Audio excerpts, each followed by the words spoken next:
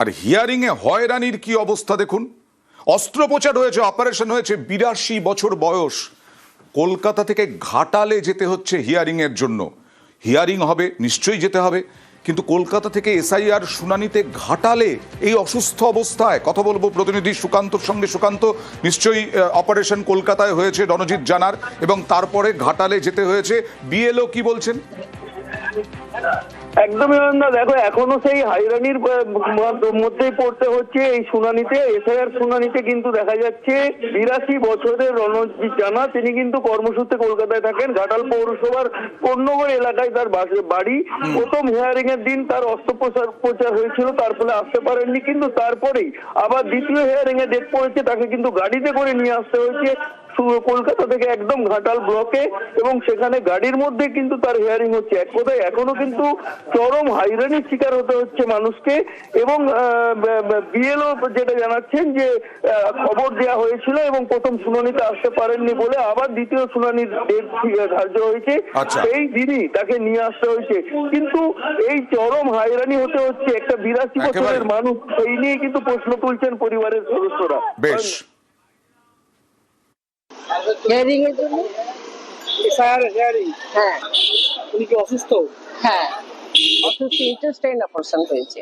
কোথা থেকে এসেছে? আমরা কল্যাণী থেকে এসেছি। হিয়ারিং সম্পূর্ণ হয়েছে? হিয়ারিং করে তো নিয়ে গেল, দেখলাম। ওনার হিয়ারিং ছিল 31 তারিখে, 31শে ডিসেম্বর, কিন্তু অসুস্থতার জন্য উনি আসতে পারেনি, প্যারালাইসিস অবস্থায় আছেন উনি। উনি ডেট নিয়েছিলেন, অ্যাপিল করেছিলেন, আপিলের জন্য উনি আজকে ডেট পেয়েছেন। আজকে ওনার এখানে হিয়ারিং হলেন। উনি থাকেন কলকাতায়, এইখানে আত্মীয় বাড়ি, উনি আত্মীয় বাড়ি আছে, আর কলকাতায় যেহেতু চিকিৎসাধীন আছেন সেইখান থেকে আজকে বাড়িতে এসেছেন। বাড়িতে এখানে হিয়ারিং হয়ে উনি বাড়িতে ঢুকবেন। মোহাম্মদ শামী ভারতীয় দলে ডাক পাননি, ডাক পেলেন হিয়ারিং এ। হিয়ারিং এ ডাক পেলেন অদ্ভুত, কারণ মোহাম্মদ শামী একজন জাতীয় তারকা, তিনি অসম্পূর্ণ ফর্ম ফিল আপ করলেন। কথা বলবো প্রতিনিধি ইরনের সঙ্গে। ইরন, ভারতীয় দলে ডাক পাওয়া নিয়ে ব্যাপক বিতর্ক চলছে, কিন্তু এবার হিয়ারিং এ অবাক লাগছে যে স্বামীর মতো একজন মানুষ, তিনি অসম্পূর্ণ ফর্ম ফিল আপ করলেন। পুরো ঘটনা যদি দেখতে হয় তাহলে দেখতে হবে, প্রথমে আমরা জানিয়ে রাখি সবাইকে যে আমি কিন্তু বাংলার ভোটার। 93 নম্বর ওয়ার্ড যাদবপুরের কার্যনগর, সেখানকার বাসিন্দা, এবং বিয়ের পর তিনি যখন এই ফ্ল্যাটে থাকেন সেই জায়গাতেই স্বামী থাকতেন এবং তার প্রাক্তন স্ত্রী এর সঙ্গে। স্বামী কলকাতাতে ভোটও দিয়েছেন। স্বামী যে এসআইআর ফর্মটা ফিল আপ করেছেন, সেক্ষেত্রে যে তথ্যগুলো দেওয়া প্রয়োজন 2002 এর সঙ্গে ম্যাপিং এর ক্ষেত্রে, তার কোনো তথ্যই তার কাছে নেই। তার কারণ হচ্ছে 2004-05 সালে উত্তরপ্রদেশের মোরাদাবাদ থেকে কলকাতায় আসেন স্বামী, তারপর এখানে তার ভোটার কার্ড হয়েছে এবং এখানকার ভোটার হিসেবে তিনি স্থানীয় প্লেয়ার হিসেবে খেলতে শুরু করছেন। যার ফলে 2002 এর কোনো তথ্যই তার কাছে নেই। তার মা বাবা উত্তরপ্রদেশের বাসিন্দা ছিলেন, সেখানকারই ভোটার ছিলেন, বাবা প্রয়াত, মা রয়েছেন, সে এখন ওখানকার ভোটার। যার ফলে আজকে তাকে হিয়ারিং এ ডাকা হলো। তিনি জানিয়েছেন যে তিনি বাংলারও এই মুহূর্তে খেলতে ব্যস্ত, রাজকোটে রয়েছেন। পরিস্থিতি মিটে গেলে তিনি অবশ্যই আসবেন, এবং ঘনিষ্ঠ মহলে স্বামী জানিয়েছেন যে আমি বাংলারই ভোটার, বাংলার ছেলে, বাংলার হয়ে খেলি, এখানেই ভোটার থাকতে চাই। এবার যা প্রসেস আছে সেটা তিনি করতে চান, কিন্তু তার যখন ডিউটি চলছে। কৌশিক বন্দ্যোপাধ্যায়, লাবণী সরকার, তাঁরাও হিয়ারিং এ ডাক পেয়েছেন।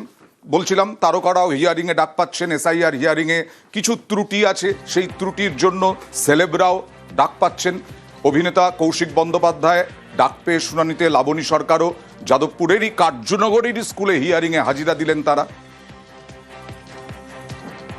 বিইং ইন্ডিয়ান সিটিজেন, আমাকে হিয়ারিং এ ডাকা হয়েছে, আমি গেছি। এ নিয়ে আমার কোনো আপত্তি নেই, এবং সব থেকে বড় কথা যে আমাকে কোনো রকম ট্রাবল দেয়নি, কোনো রকম প্রবলেম হয়নি। The total system was very good. কতগুলো কি সব জায়গায় 2-1টা জায়গা সইটই করতে বলো, আমি সেগুলো করে আমি এবং লাবণী এটা করে বাড়ি চলে এলাম।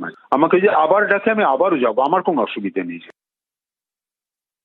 কি কারণে আমি জানি না, কারণ আমার যেটা বক্তব্য সেটা হচ্ছে ডাকা হতেই পারে, কেনই বা ডাকা হবে না? যদি কোনো রকম কনফিউশন থেকে থাকে আমাদের নাগরিকত্ব নিয়ে, তাহলে তো অবশ্যই ডাকা উচিত।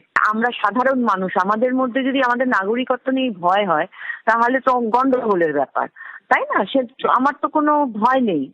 তাই আমরা দুজন আমাদের ডেকেছে, আমরা গেছি, মানে আমরা তিনজনেই আর কি।